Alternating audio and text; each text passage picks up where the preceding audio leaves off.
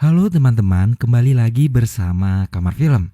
Kali ini kita akan membahas sebuah film dengan judul Loveless.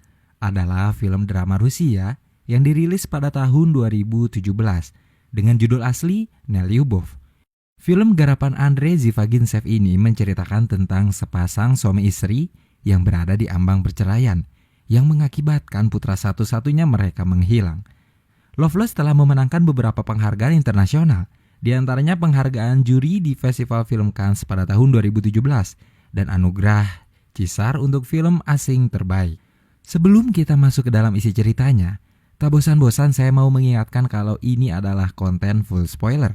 Jadi untuk kalian yang memang belum menonton filmnya, saya sangat menyarankan untuk kalian menonton filmnya terlebih dahulu. Karena bagaimanapun pengalaman menonton film secara utuh akan jauh lebih baik. Jadi langsung saja kita masuk ke dalam isi ceritanya.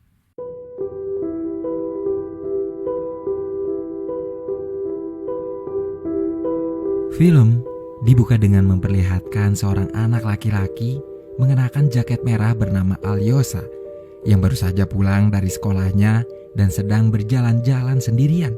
Ia bermain-main dengan garis batas polisi yang ditemukannya, seolah sedang mengulur waktu untuk pulang.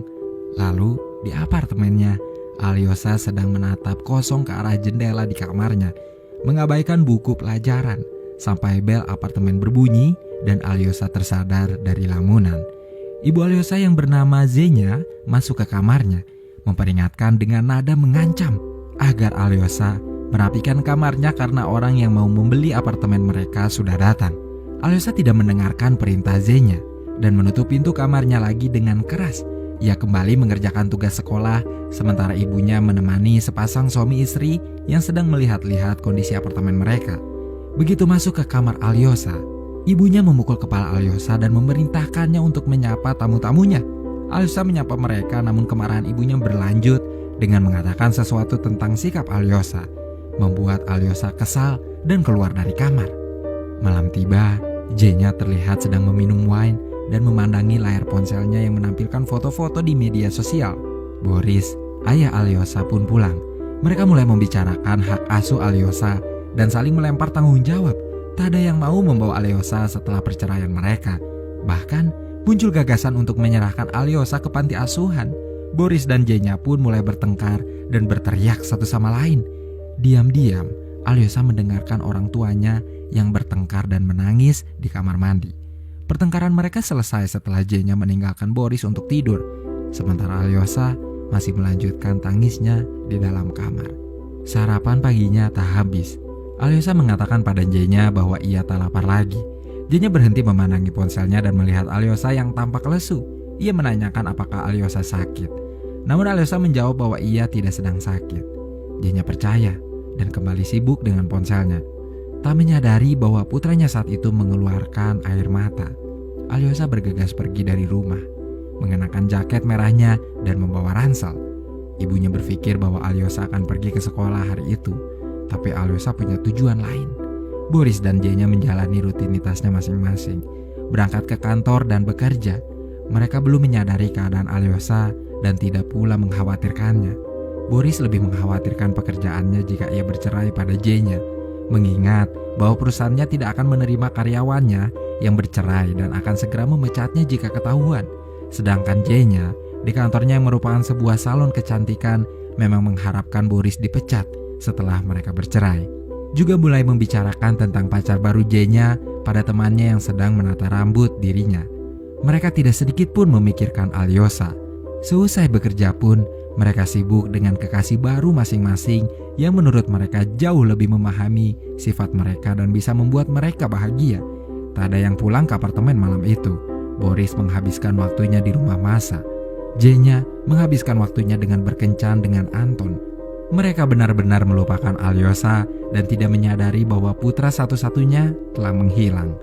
Zenya pulang ke apartemen saat pagi dan langsung tertidur. Ia masih belum menyadari putranya menghilang. Boris sedang berada di kantin kantor saat Zenya menelpon dan mengabarkan pihak sekolah menelpon akibat Alyosha tidak masuk sekolah selama 2 hari. Zenya pun menanyakan keberadaan Alyosha pada Boris.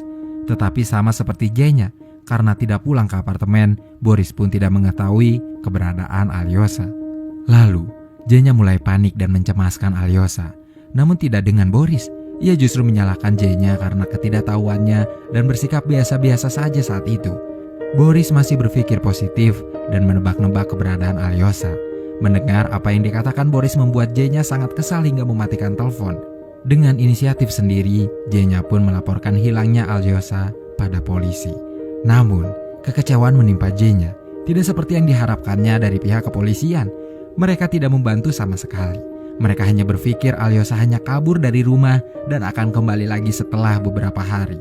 Lalu polisi yang menangani kasusnya pun mengatakan data yang diberikan J-nya hanya formalitas belaka. Kepolisian terlalu sibuk menghadapi kasus lain sehingga tidak mungkin melakukan pencarian pada Alyosa. Setelah memberi saran pada J-nya agar menghubungi relawan pencarian dan penyelamat, polisi itu pun pergi. Tak mau menunggu tindakan polisi yang sangat lama, J-nya memutuskan untuk menghubungi grup relawan pencarian dan penyelamat. Koordinator relawan, Ivan, menanyakan hal-hal terkait Alyosa pada J-nya dan Boris. Mereka tak dapat menjawab banyak karena mereka bahkan tidak mengetahui keseharian Alyosa. Ivan kemudian mengarahkan mereka agar menemui ibu Z-nya dan mencari tahu apakah Alyosa pergi ke sana. Meski sempat menolak karena mereka yakin Alyosa tidak mungkin pergi ke sana sebab neneknya itu tidak menyukainya. Tetapi akhirnya mereka pergi juga bersama seorang relawan bernama Lena.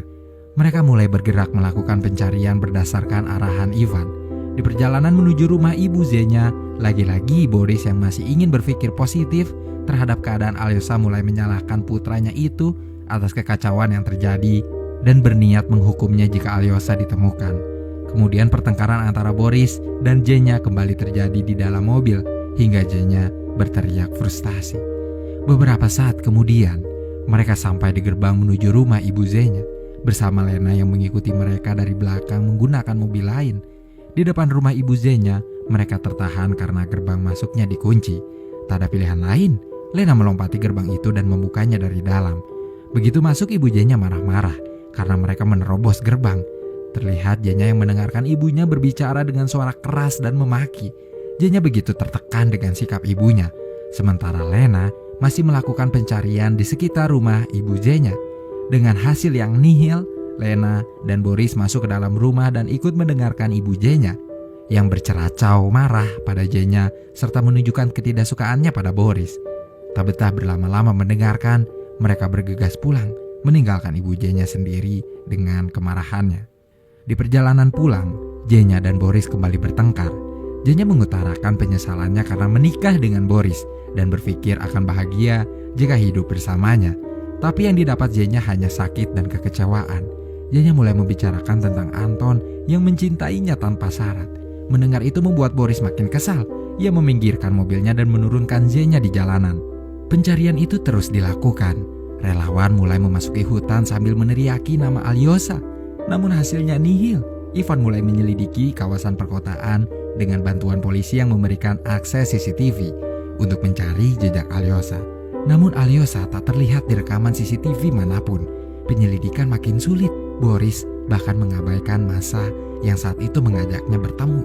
Sementara J-nya yang sedang beristirahat di tempat Anton kemudian menghubungi Ivan, meminta arahan selanjutnya agar J-nya bisa membantu pencarian. Ivan meminta J-nya untuk mencari Alyosa di rumah sakit. Ivan dan Boris sedang melakukan penyelidikan di sekolah dengan menginterogasi teman satu-satunya Alyosa yang bernama Kuznetsov. Meminta ia untuk memberitahu tempat biasa mereka bermain. Setelah dipaksa mengatakannya, Kuznetsov memandu mereka ke markas yang terletak di tengah hutan, sebuah bangunan kosong yang terbengkalai. Boris menemukan jaket merah Alyosa di ruangan bawah tanah. Namun tak ada Alyosa di sana, meski mereka telah menyusuri semua bagian gedung kosong itu. Boris mulai bersedih membayangkan keadaan Alyosa sekarang. Di rumah sakit, J-nya melakukan pencarian bersama Lena dan Anton. Perawat memberitahu bahwa ada anak dengan ciri-ciri yang sama dengan Alyosa yang datang diantarkan oleh polisi. Anak itu masih tak mau berbicara. Dengan harap-harap cemas, J-nya mengikuti perawat menuju ruang rawat. Anak berambut pirang sedang tertidur di sana dengan membelakangi pintu masuk. Sayangnya, itu bukan Alyosa. Boris bersama relawan lain mulai memasuki hutan lagi, meneriaki nama Alyosa. Namun tak ada jawaban apapun. Mereka tiba di sungai tanpa menemukan jejak dan memutuskan untuk kembali. Boris sempat bertanya mengapa mereka tak menyusuri sungai, namun relawan menolak karena itu bagian dari tugas polisi. Dengan kecewa, Boris ikut kembali.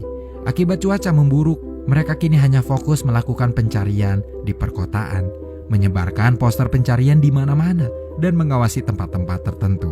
Namun, orang-orang terlihat tak begitu peduli pada poster-poster yang tersebar itu. Pencarian hari itu pun selesai. Boris dan Jenya kembali ke tempat pasangan barunya masing-masing dengan sangat kelelahan. Akibat anak satu-satunya menghilang. Hari berikutnya, Ivan membawa Boris dan Jenya yang ditemani Anton ke rumah sakit. Ivan meminta mereka menunggu di depan kamar mayat. Sementara Ivan memanggil dokter yang sedang berada di ruang autopsi. Setelah dokter masuk ke kamar mayat, Ivan meminta Boris dan Jenya ikut masuk ke dalam. Raut wajah keduanya sangat tegang dan khawatir. Dengan nada yang simpati, Ivan memberitahukan ini akan menjadi sesuatu yang berat untuk dilihat oleh Jenya dan Boris. Mencoba tegar, Jenya berkata ia siap melihat siapa yang berada di balik kantung jenazah. Ivan menyingkap kantung yang menutupi jenazah itu. Jenya panik dan menutup wajahnya, kemudian mulai menangis terisak. Ivan memperhatikan Jenya. Kali ini Jenya mulai menyangkal dan mengatakan bahwa mayat itu bukan Alyosa karena mayat itu nampak berbeda. Ia terus menangis dan meminta agar mayat dengan luka di sekujur tubuhnya itu dipindahkan. Jenya masih terus menyangkal hingga Ivan mengatakan akan melakukan tes DNA untuk meyakinkan dugaan. Boris yang diam saja membuat Jenya kesal dan berteriak histeris. Sambil menangis, ia memukuli Boris hingga Ivan memisahkan Jenya serta membawanya keluar. Setelah Jenya ditangani oleh Anton, Boris menangis terseduh-seduh di kamar mayat. Ivan memandanginya dengan iba. Beberapa bulan semenjak kejadian itu, apartemen yang mereka tempati kini sedang direnovasi dan berganti pemilik. Dari jendela di bekas kamar Alyosa, terlihat taman yang telah dipenuhi salju dan anak-anak yang bermain ski di sana. Boris memulai hidup dengan keluarga barunya bersama Masa. Ia kini telah memiliki seorang anak perempuan. Namun hal yang terjadi pada Alyosa ternyata tak cukup untuk mengubahnya. Ia masih tak memperhatikan anaknya dan justru memindahkan putrinya itu dengan kasar hingga menangis karena mengganggu Boris yang sedang menonton TV. Sementara Jenya kini hidup bersama Anton. Juga tak ada yang berubah darinya. Ia masih selalu sibuk dengan ponsel di tangannya. Jenya keluar ruangan ketika berita yang Anton tonton menampilkan seorang perempuan yang tak lain adalah ibu Jenya yang sedang berteriak dan mengajukan protes di televisi. Memang tak banyak yang berubah sepeninggalan Alyosa, selain poster pencarian yang kini telah memudar di jalan-jalan. Lalu, film pun selesai. Loveless merupakan sebuah film realis yang bermain dengan emosi dan kondisi psikologi penontonnya.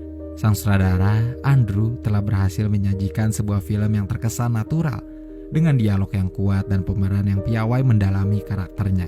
Berangkat dari perspektif sepasang suami istri, film ini adalah gambaran orang tua modern yang tidak mampu bertanggung jawab terhadap anaknya, sehingga si anak menjadi korban atas kesalahan mereka.